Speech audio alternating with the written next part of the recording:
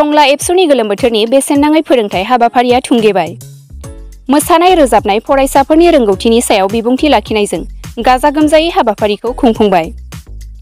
थुंगेनाय एबा फोजोबनाय हाबाफारिखौ बेखेवना होयो उदालगुरि जिल्ला एबसुनि सोलोंथाइ नेहाथारि सेलभेसन मोसाहारिया। थांनाय 3 जुलाइनिफ्राय दिनै 20 जुलाइसिम गोलोम बोथोरनि बेसेन नाङै फोरोंथाय हाबाफारि जादोंमोन। बिनिनो दिनै जोबथा सान। उदालगुरि जिल्लानि सिङाव थानाय टंला दख'रा दुलाराय बर' फरायसा आफादनि आदब आरो गुन गोनां सोलोंथाइ मावथांखिजों गोलोम बोथोरनि बेसेन नाङै फोरोंथाय मावबादाया थांनाय 3 जुलाइनिफ्राय दिनै 20 जुलाइसिम टंला जौमा फरायसालियाव गासै मोनथाम फरा सानखान्थि, गोरलै बिगियान आरो इंराजि रावखान्थिनि सायाव फोरोंथाय होनाया जादोंमोन। दिनै बे फोरोंथाय बादाया थुंगेबाय। टंला कलेजनि नब्लाङाव खुंजानाय टंला दख'रा दुलाराय बर' फरायसा आफादनि आफादगिरि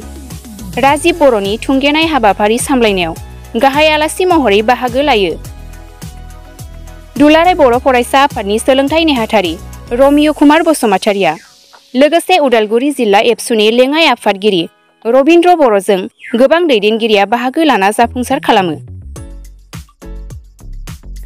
गाहाय आलासि दुलाराय बर' फरायसा आफादनि सोलोंथाइ नेहाथारि रमिय कुमार बसुमतारिया गोलोम बोथोरनि बन्द समाव फरायसाफोरा समखौ ओरैनो गेलेना हगारगारैखौ नोजोर बोना फोरोंथाय मावबादाखौ लानाय जायो होनना फोरमायो। दिनै टंला दख'रा दुलाराय बर' फरायसा आफादा जि सप्ता मोननै गोलोम बोथोरनि फोरोंथाय मावबादा होनानै दिनै फोजोबनाय हाबाफारिखौ लादों आरो बिथांमोना मिरु दुलाराय बर' फरायसा आफादनि बिथोन बायदियै आसामाव जि जायगायाव बर'फोर दङ, दुलाराय बर' फरायसा आफाद दङ, आनसलिक जिल्ला इउनिट दङ, दा बे गासैबो जायगायाव बे हाबाफारि गोलोम बोथोरनि फोरोंथाय मावबादा हाबाफारिखौ लादों आरो बिदिनो 318 दा सेन्टार दिनै सारा आसामाव दुलाराय बर' फरायसा आफादनि दैदेननायजों फोरोंथाय बादाखौ होनाय जादों आरो बिदिनो गोबां जायगायाव गाबोन समफोरनि गेजेराव फोजोबगोन आरो बेबायदिनो बे लेखायैनो दिनै टंला दख'रा दुलाराय बर' फरायसा आफादाबो फैयै फैयै दिनै हाबाफारिखौ फोजोबबाय आरो बे हाबाफारियाव आं दिनै बाहागो लाफैदों आरो बेजों लोगोसे बे फोरोंनाय फोजोबथाय हाबाफारिजों लोगोसे मटिभेसन आरो केरियार काउन्सिलिं बे टाइपनि हाबाफारिखौ दिनै लाफानाय जादों आरो आं जोबोर गोजोननाय मोन्दों। दिनै टंला हिसाबै गोबां फरायसाफोरा जोबजासिम दिनैफ्राय 150 जनसो फरायसाफोरा बे हाबाफारियाव बाहागो लादों आरो जोबजासिम साफा सानैसो एसे खमायलांबाय होनना बिथांमोना खबरखौ होदों। थेवब्लाबो दिनै जि मेजरिटि फरायसाफोरा बाहागो लादों आरो जोबजासिम थाबाय, बेनि थाखाय आं फरायसाफोरखौबो साबायखर बावदों आरो बिथांमोननि जाहाथे फैबाय थानाय समाव जाहाथे मोजां फरायलांबाय थानो हाथों आं बेखौ हास्थायदों आरो बेनि थाखाय मोजां अर्गेनाइज आरो मोजाङै दैदेनलांनायनि थाखाय आं टंला दख'रा दुलाराय बर' फरायसा आफादनिसिम आं साबायखर बावदों।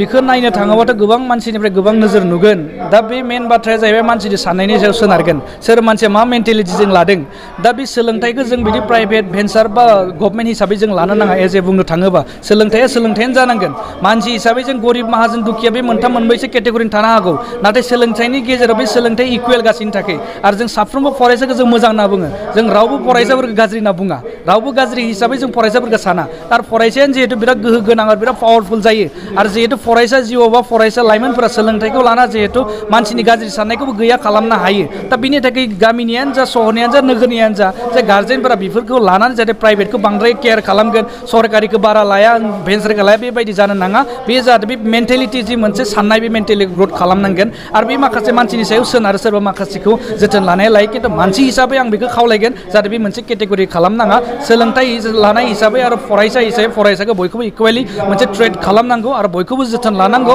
आरो जि जायगायावनो थाया मानो फरायसाफोरा जुदि मोजां फरायोबा, गार्जेनफोरा जुदि जोथोन लायोबा बयबो साक्सेसफुल आरो मोजां फरायसा जों सोरजिनो हायो। आं बिनि थाखाय गासैबो गार्जेनफोरखौ खावलायगोन जे फरायसाफोरनि गेजेराव केटेगरि खालामनाङा, प्राइभेटआव फरायनायखौ बांसिन जोथोन लागोन बेबायदि खालामनाङा। प्राइभेटआनो जा, भेन्सारावनो जा, गभर्नमेन्टआवनो जा, जि जायगायाव फरायदों बयखौबो जाहाथे गावनि गथ' गथाय हिसाबै, गावनि फरायसा हिसाबै मोजाङै जोथोन लायो, अब्लानो बयबो मोजां रिजाल्ट खालामनो हागोन आं मिजिंथियो। टंला दख'रा दुलाराय बर' फरायसा आफादा गोलोम बोथोरनि जि बेसेन नाङै जि फोरोंथाय मावबादा बेखौ जोङो 3 जुलाइनिफ्राय लाबोदोंमोन आरो दिनै फैयै फैयै 20 जुलाइ जों दिनै फोजोबनाय जि हाबाफारि बेखौ जोङो दिनै लादों आरो बे हाबाफारिखौनो जिल्ला एबसुनि बिथोन बायदियै जों एसे गाजा गोमजायै खालामदों दिनै टंला जौमा फरायसालिनि नैबे थाखो खथायाव आरो बेयाव गोबां फरायसाफोरा बाहागो लादों आरो बै 3 जुलाइनिफ्राय जे कचिं क्लास जाबाय थादोंमोन, जेराव मोनथाम आयदाखौ जोङो लानाय जादों बिगियान आयदा आरो सानखान्थि आयदाजों लोगोसे ग्रामार इंलिश ग्रामारखौ जोङो लानाय जादों आरो बेयाव कचिं क्लासाव जिखिनि आयदाफोरखौ जोङो फोरोंबाय बिनिनो जोङो मोनथाम आयदानिबो मोनसे टेस्ट एग्जाम जों बेबायदि लानाय जादों आरो बेयाव गोबां स्टुडेन्ट बा फरायसाफोरा बाहागो लादों आरो बेजों लोगोसेनो कचिं क्लासनि गेजेरावनो थुनलाइयारि जि बादायनाय जि हाबाफारि बेखौबो जोङो लानाय जादों आरो फैबाय दिनै जोबथा हाबाफारि दिनै जि बिदाय बिथांमोनखौ जों दिनै बिदाय होबाय आरो बेयावनो जिल्ला एबसुनिबो सोलोंथाइ नेहाथारि मानगोनां बिथाङा बाहागो लाफैदों आरो मिरु एबसुनि लोगो सोलोंथाइ नेहाथारि मानगोनां रुमिय कुमार बसुमतारी बिथां साराबो दिनैनि बे हाबाफारियाव बाहागो लाफैनानै जोंनि जि कचिं क्लासाव जिखिनि फरायसाफोर दङमोन बिथांमोनखौ मोनसे एवारनेसनि गेजेरजों मोनसे हाबाफारि लाबाय जोंबो आरो बेयाव गोबां सारा बिथांमोननो गोबां एवारनेसखौ होलांबाय आरो निस्सय जिखिनि कचिं क्लासखौ जोङो होबाय आरो बे होनायाव जिखिनि बिथांमोनखौ जोंनि साथाम फोरोंगिरिया फोरोंबाय बिनि बादैबो जिखिनि जों गेजेर गेजेर एवारनेस हाबाफारिफोरबो लादोंमोन गेजेराव जोङो गभर्नमेन्टनि जि हाबाफारि जे बेटि बाचाव बेटि पाढ़ाव निसा मुक्त बिनि सायावबो गोबां एवारनेस बिथांमोननो जोङो होफैदों आरो बेजों लोगोसे जिखिनि फरायसाफोरखौ गार्जेनफोरा दख'रा एबसुनि खावलायनाय लेखायै दैथायहरबाय आरो फोरोंगिरिफोरा जों दख'रा एबसुनि बुंनाय लेखायै दैथायहरबाय बिथांमोनखौ आङो रोजा रोजा साबायखर बावदों आरो दिनैनि हाबाफारिनि गेजेरजों जोंनि जे कचिं क्लास होनाय हाबाफारि बियो गोबां गमामायैनो साक्सेस जादों आङो अनुभब खालामदों आरो दिनैनि जि गाहाय आलासि बिथाङाबो बेखौनो फोरमायलांदों जे फैबाय थानाय समाव जोङो फैबाय थानाय जिखिनि जोंनि जेनेरेसन बिथांमोनखौ लानानै जिखिनि खामानि जों मावदों बे खामानिया निस्सय फिथाइ थायगोन आं बेखौ नुजाथिदों बा नोजोर होदों बेनि गेजेराव जोंनि हालामाव जिखिनि सोलोंथाइनि जि थासारि मोजां मोनसे परिबेकआव फैदों आरो निस्सय फैबाय थानाय समाव बेनिख्रुइबो आरो साबसिन मोजां मोनसे परिबेक फैगोन मानो होनब्ला गामि गफायाव जिखिनि आगोलनि थासारिफोरा निस्सय एसे एसे खमिलांदों बे खमिलांनायनि जाहोना बेनो जे जोंनि गामियारि जोंनि जौगानाय जि जोंनि फरायसुला फरायसुलि बिथांमोना गोबां मोनसे शिक्षा दिक्षाखौ लानानै बिथांमोनाबो निस्सय बे बिथांमोननि शिक्षा दिक्षाखौ नुनानैनो जोंनि गामियारि जि जायफोर गाज्रि थासारिजों माने लिप्त जानानै थायोमोन बिथांमोनाबो दिनै बे थासारिनिफ्राय गोजानाव थानो हादों आं बेखौ आसा खालामदों आरो फैबाय थानाय समाव जोङो दख'रा एबसु हिसाबै सोलोंथाइनि थाखायनो जों खामानि मावलांबाय थागोन आरो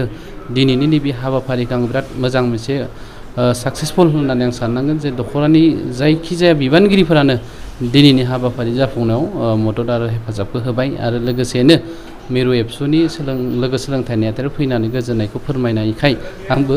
बांसिन गोजोननायखौ मोन्दों एसेनोसै।